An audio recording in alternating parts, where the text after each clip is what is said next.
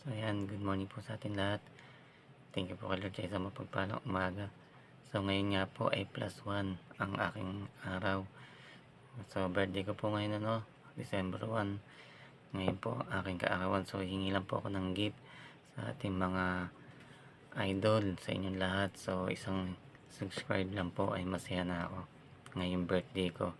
So thank you po sa magigip po sa magbibigay po ng gift na subscribe sa aking YouTube channel. So maraming salamat po. So kahit po malungkot po ako dahil naka-block pa rin po aking Facebook account dahil sa mga hackers. 2 weeks na pong naka-block ang aking Facebook at di ko po naayos. Nakalimutan ko din po ang password Gmail.